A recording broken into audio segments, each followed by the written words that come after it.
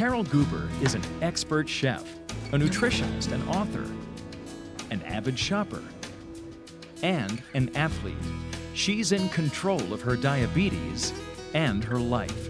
I had to make changes in my mind, body, and spirit all together. You're about to see how real-life patients are managing diabetes with the help of their doctors. It takes awareness, it takes action, it takes a commitment. But there are lots of rewards for you and your family.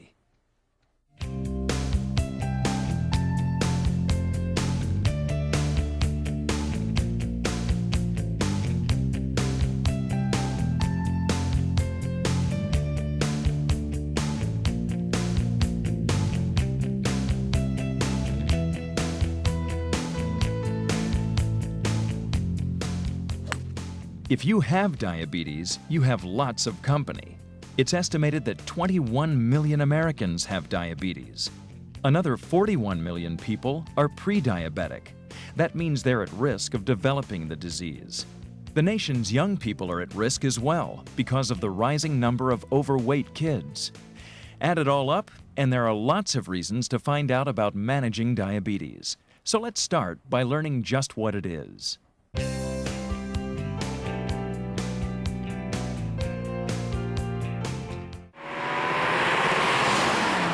A car needs fuel to run well.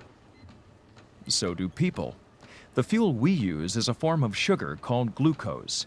To transform the food we eat into glucose and get that glucose into our cells, healthy bodies make a substance called insulin. If you have what's called type 1 diabetes, like Tom, your body cannot make insulin. It's a condition that cannot be ignored. With type 1 diabetes, if a person isn't treated very promptly with insulin, they will get very sick, go into a coma, and actually die. If you're like Diane, you have the more common kind of diabetes, type 2. Your body either cannot make enough insulin or cannot use it effectively.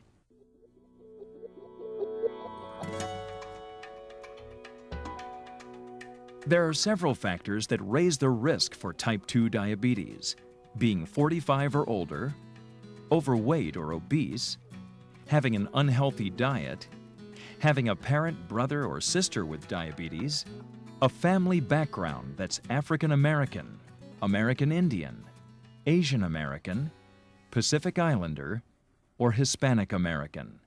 Women who had what's called gestational diabetes during pregnancy or gave birth to a baby over 9 pounds are at increased risk.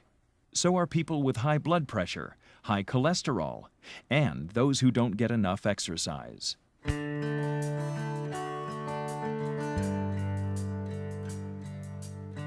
Millions of people have diabetes right now and don't know it. They either don't have symptoms or don't recognize them, or they might be ignoring them, as Carol Goober did. My denial was so strong that I never put 2 and 2 together, even though I was teaching nutrition at the time and should have put it together. But I was thirsty all the time, extremely cranky before meals, and got up in the middle of the night and had to use the bathroom. Carol's symptoms of frequent urination and constant thirst are typical. So are fatigue and being hungry even when eating normally. But having no symptoms is also typical. So the only way to find out is to get tested. The diagnosis is made with a simple blood test taken after a patient has been fasting, not eating for a certain number of hours. A fasting blood sugar level of less than 100 is considered normal. From 100 to 125 is called prediabetes, and 126 or higher, diabetes.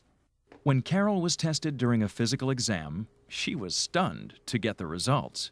I peeled myself off the floor in shock that I had diabetes, and I realized that this was going to be for the rest of my life. Carol had first-hand knowledge of type 2 diabetes.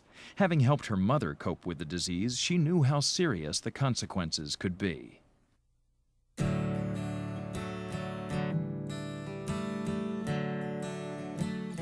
Over the long term, diabetes can lead to blindness, amputations, nerve pain and damage, kidney failure, and erectile dysfunction.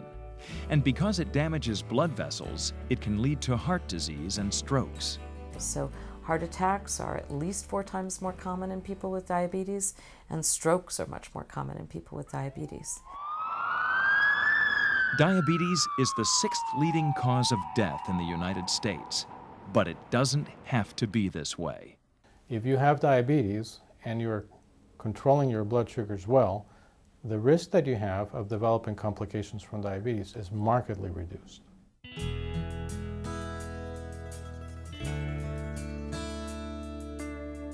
Having awareness of what your blood sugars are doing is probably the single most important thing that you as an individual with diabetes can do. Diane's horses need attention every day. Taking care of them requires a commitment. So does taking care of her type 2 diabetes. That means tracking her blood sugar, or glucose levels, so she knows her diabetes is under control.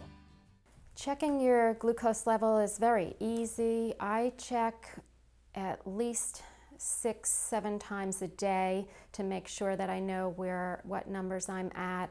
It's a simple process, one of the first things people with diabetes learn how to do after being diagnosed. People can prick their fingers, get a blood sugar reading. It takes 5 seconds these days, and a tiny, tiny, tiny little amount of blood to find out where one's blood sugar is positioned.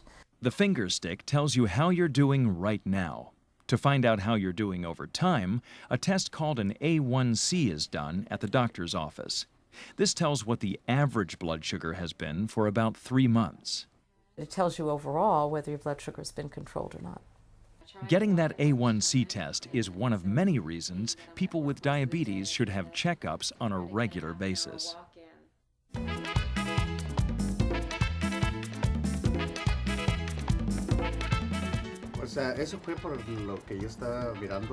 Lupe knows all about teamwork. As the owner of a radio station, he relies on